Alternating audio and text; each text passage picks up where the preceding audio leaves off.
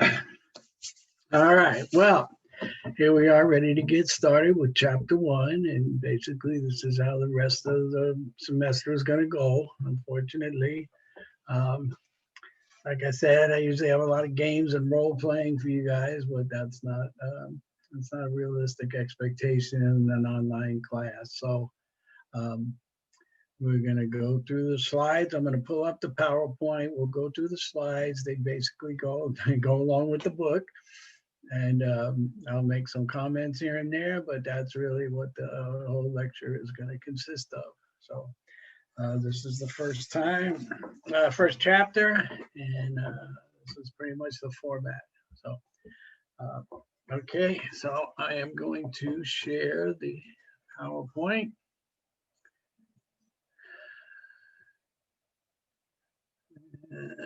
Start the slideshow. All right, there we go. So chapter one, right? Human sexuality. This is the book. You should have it by now, and you should read the chapter, maybe even. I don't know. I doubt it, but you might have. Right. So there's the path we're going to be walking on, I guess. So here's the learning objectives, right? I'm not going to read every slide word for word, like you know how to read, right? But there's some basic things I will make a point of. So, right, the learning objectives, we're going to talk about what you should be aware of to enjoy a good sex life. Explain what you need to know to be able to do that. And we're talking about research this time. We're going to talk about how we learn about sexuality. And of course, that's by doing research, right? And we're going to talk about the ethics of research, because that has not always been a concern of people. Right? So here's how we look at the text, right? You don't read the book, you know. So we're going to talk about personal choice and responsibilities, right? Authoritative information, how you get information, real life relevancy, et cetera, et cetera.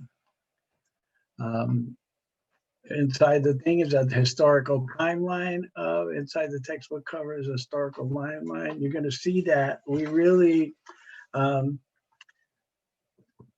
how much, in the first 100 years, there was no knowledge. And then basically in the last 70 years or so, we've learned everything that we know about, through some actual research, right? So one thing about the class is you should leave this class knowing more about yourself than you do right now. And really, this class, besides learning, the learning experience, of course, is to get your units and get you to be able to move on. But it's also for you to understand how to have a fulfilling life. And sexuality is a big part of your life, whether you want to admit it or not. Sexuality is a big part of who we are. So you should really take advantage of this class and learn more about yourself now than when you do, right? And you should know more when you're done. So knowledge is power, right? Making responsible choices. Unfortunately, most people don't, especially younger, when you're first experiencing becoming a sexual being. This class is, you probably already went through some of this before the class, right? And so maybe you had sex in the backseat of a car, maybe you had your first experience, in any kind of strange, but rarely is it a planned occurrence. Rarely is it I'm going to do this, we're going to do this. So hopefully, and hopefully that's not just true anymore as it used to be, right? But that you understand what you're doing, you take precautions to protect yourself, et cetera, et cetera. Right? You make a responsible choice to have sex, intercourse, or otherwise. And of course, sex is more than intercourse, right? There's a whole world out there that maybe you started to experiment with, or maybe not, or maybe you're well past that, depending on who you are, right? But knowledge is power once again, and having a fulfilling sex life is based on knowing your body, knowing how other people's bodies, being able to talk to your partners, being able to make this as fulfilling as possible. Right? And part of that is open communication, which seems to be the challenge for a lot of people. In sex education, of course, this is what we're doing right now. And we're going to talk about birth control eventually, right? But abstinence, right? Is abstinence a really realistic option, right? Because that's what happens. You get into it's a challenging aspect of birth control. Oftentimes, like I said, you're in a relationship, things happen, things evolve, and the next thing you know, you've had sex. But there are a lot of people that choose abstinence until they're married, at least, and then. But is that a realistic expectation for yourself, right? Or people you know, or your children, or whoever you think it? Oh, this is a chart versus abstinence, right? First, during, and versus other things, right? Other forms and sex education. So obviously, this is a complex subject. I don't know how far along you are in life, but it really doesn't get simple for a while. Learning about yourself, going through the hormonal changes wherever you are, whatever phase of life you're in. Sex is always a part of your life. It just is. Your sexuality is going to be a part of your life forever till you're gone. Okay. So let's see. Oh, you think you know a lot about sex, and then of course you learned it from your friends or some goofy internet site, and most of that stuff is no idea. Movies aren't realistic. Romance novels aren't realistic. Learning from your best friend who knows knows less or more than they know more than you is probably not the best idea. But that's what happens. Even your parents. Do you think your parents are a good source of sexual information? Are they open and willing? Are they knowledgeable? Are they willing to talk to you? And are you willing to talk to them? Right. So, getting information about sex. Hopefully this class will clear up a lot of things, but also make you more comfortable with the discussions. All right, as I said, we have an experience before we know anything, and it wasn't, it's often not the greatest, but it's exciting, that's for sure, right? And then, of course, unlearning is often more difficult than learning. That is true with anything, right? Changing something and putting new behavior or a new thought process in place is work. So, and then of course, depending on who your partners are, who your family is, who your community is, like all of these things come into play because we're like everything else. We are individuals. Then we're part of a family, then we're part of a culture, then we're part of a community. All of those things play into our development of knowledge, our development of our sexual morals and values, etc. Just like all of our other values, and have a big influence on us. So, are you able to respect everybody else's? Right? Because just like you, they're an individual. And they may have grew up next to you. It could be your family member, but their growth and their process is going to be different, and they could they'll be a different person, right? So, and we're going to get into all of this about gender and choices and roles and expectations and how who's experimental, who isn't, etc. Of course, in the United States is fairly open now. Sex is on everywhere, but that's not the case in every country, right? And we're teaching sex education. Unfortunately, this is college. I think you should have probably got it in junior high or certainly high school. I think high school freshmen should be taking sex education. But you know, even in the United States, parents are in areas that are not teaching sex ed. So China is not on its own. Mm. The definition of normal. There is no definition of normal. We make up the definition. So the definition is yours. And like I said, that all comes from what you decide what's normal, because based on your culture, your family, your morals, your values, you decide what's normal. Um, of course, the society has a norm, but you know, the average person does this, behaves this way, but has nothing to do. You need to decide really what your own norm is. Um, and then, of course, staying healthy is crucial, right? Because we all know we have some issues, right? So um, there's some serious diseases out there. There's some serious problems that occur personally, you know, that have nothing to do with STDs and other. We have other health issues that affect our sexual life. And then, of course, when you eventually become parents, if you're not already, how are you going to deal with your children about sex? And how are you going to be, well, are you going to have the talk? Right? Are you going to be your parents, or are you going to be different parents? Are you,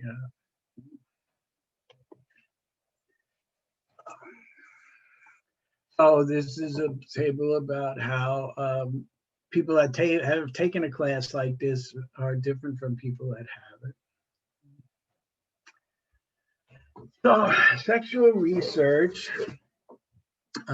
is a long list of items. Um,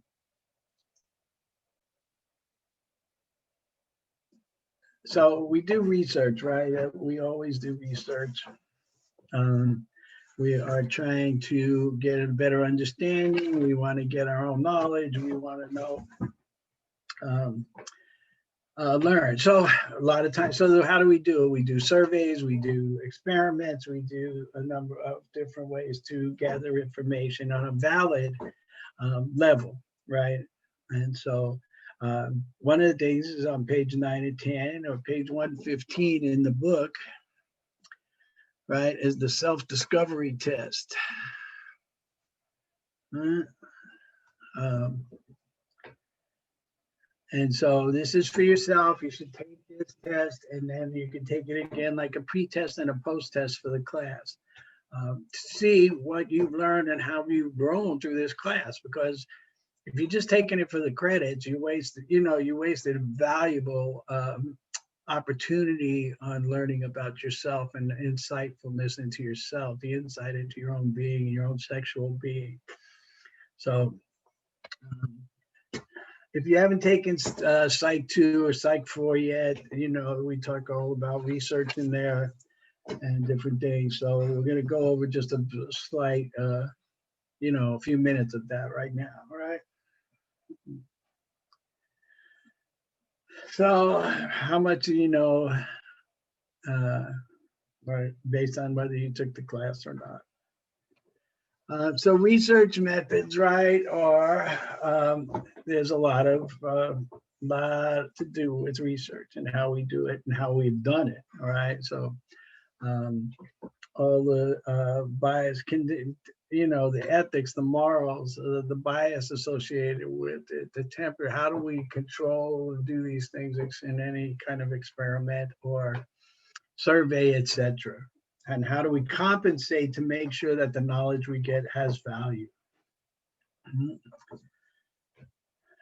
So, of course, any kind of thing must be set up carefully. Like, even, you know, tons of work goes into a survey, just developing the right questions. And when it comes to an actual experiment, there's so much involved about making sure you get what you need, but also protecting those that are involved in the experiment, which is not something we always did. Right? We had terrible ethics. If you go in and you look up the Stanford Stanford prison experiment, you will see that where things went very, very wrong and very many people were hurt.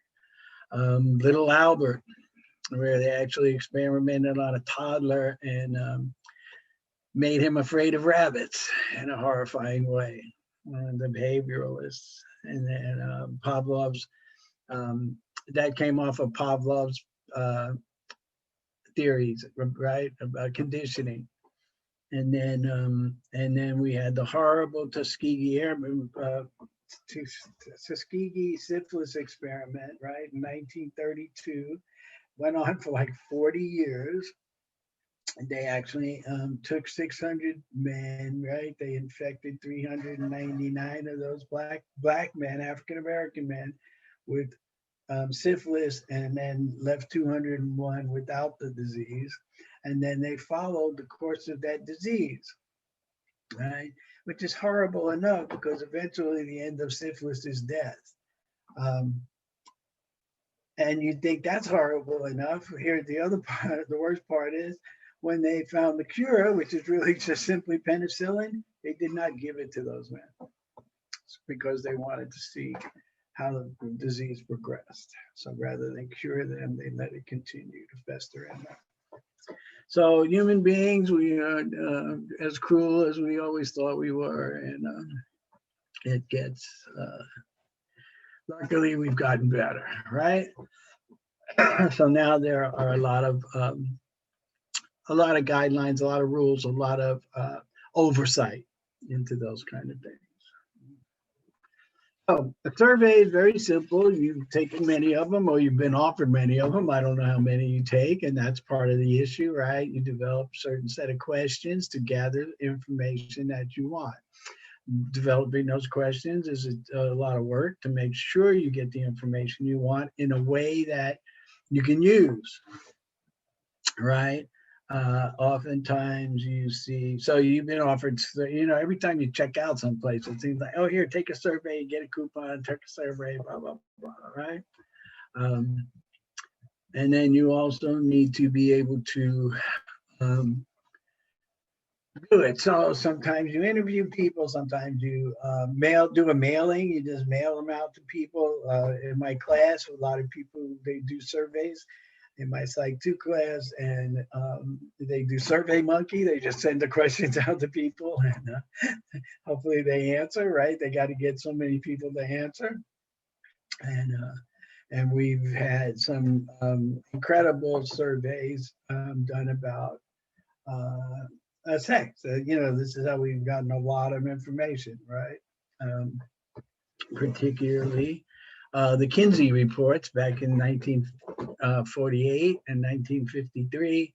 In 48, they did men, and in 53, they did women. And these were the first big, gigantic, like great studies that, brought us a lot of knowledge, right?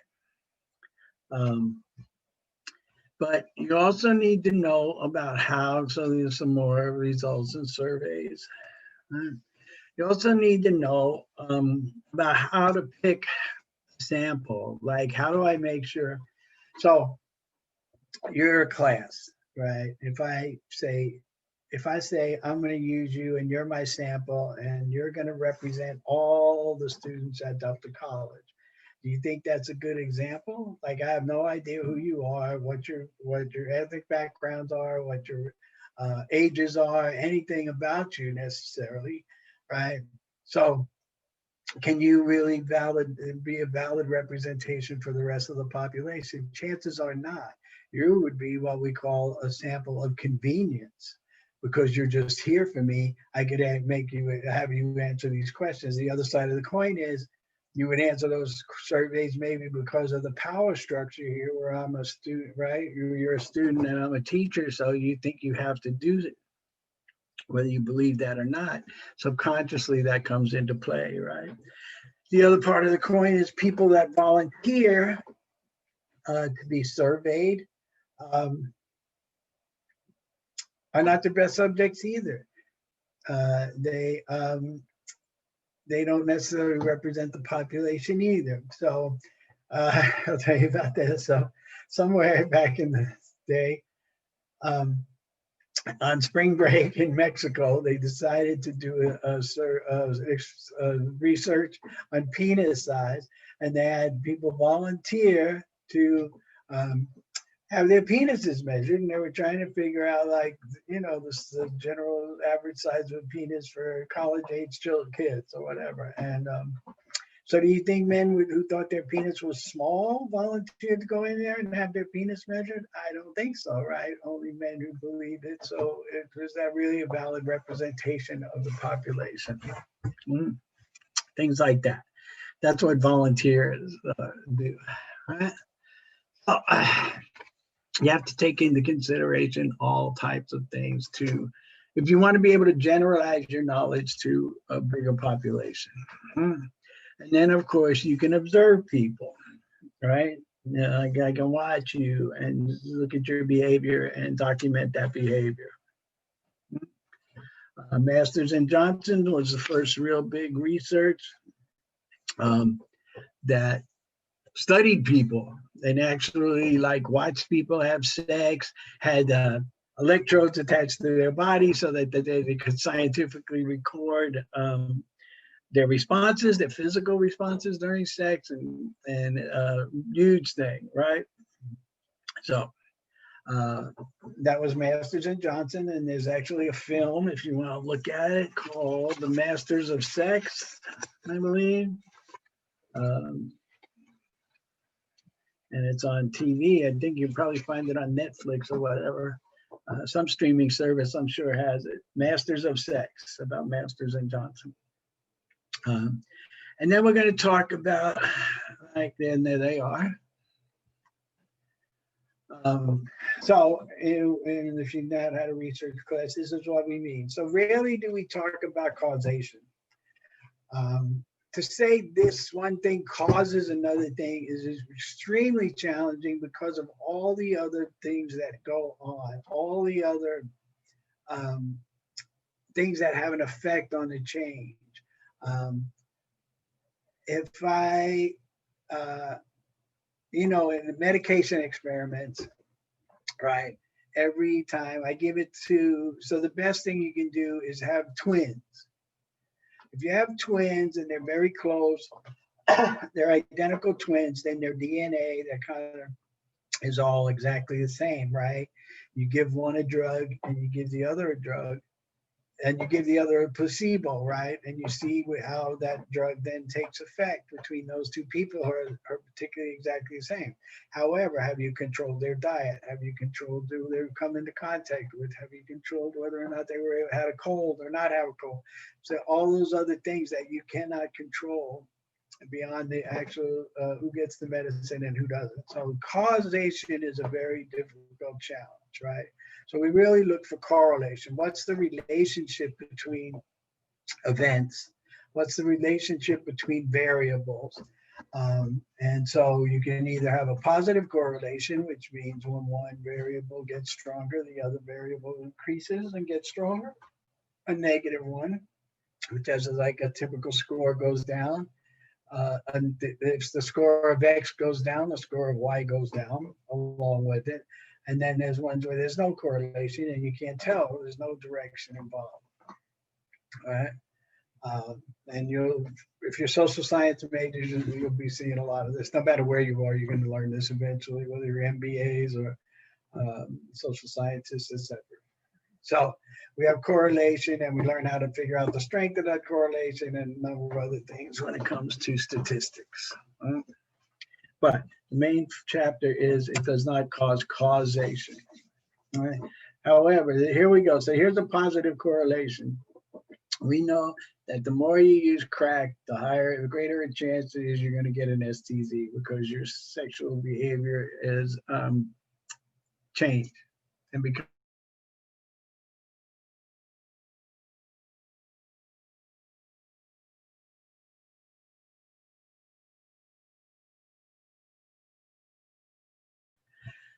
that's a positive correlation. It's going at a 45-degree angle through this graph. So experiments are, like I said before, you have an experimental group and a control group. This is a group I'm going to give the medication to. This is the group I'm not going to give it to. they have some kind of illness, right, which is the independent, and the variable, and then the medication and how that works is what the other variable. How is that variable, one variable going to affect the other? How's this medication going to affect the cold? How's this? Well, so that's the experiment. But then remember, like I said, you cannot control for all the other contingencies. So it's extremely challenging.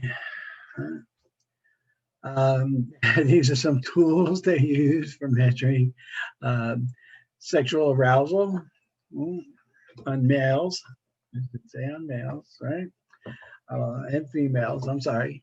And right, and so I use the word validity, which means like how valid is the information that we're gathering, and through statistics and mathematical information manipulation of the information, we come up with that. And probability discusses what's the probability of our being wrong when we make a statement based on our research. Right?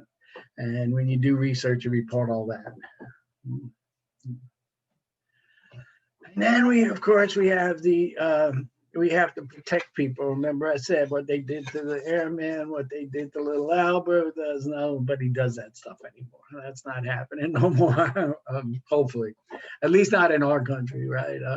When you go on in school, you're going to do, if you do a master's or a PhD, you're going to write a thesis or a dissertation. You're going to do that as a research project, basically.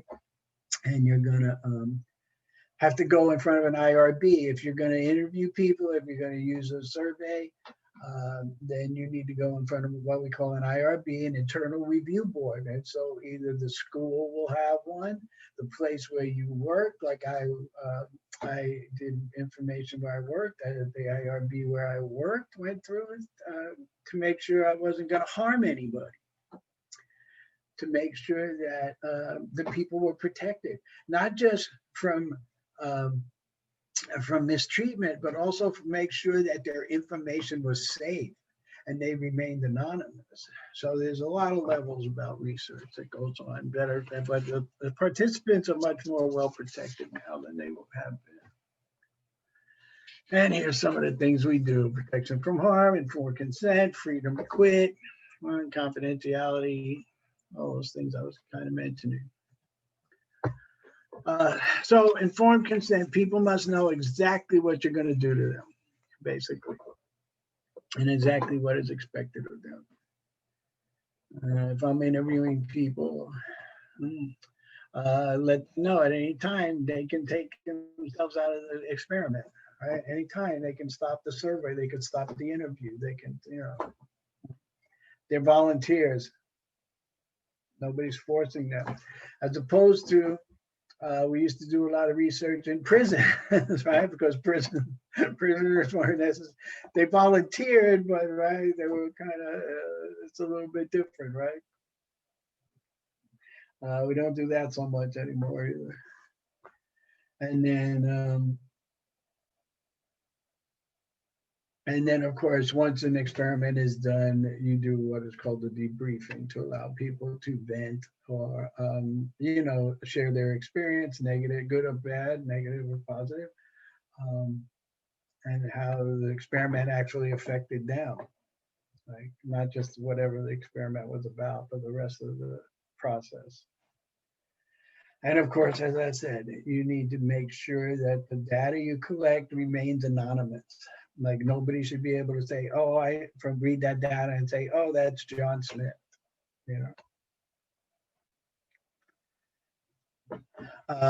So you'll see throughout this book, you'll talk about research and how we get the information that we did, right? Because this textbook is all valid information.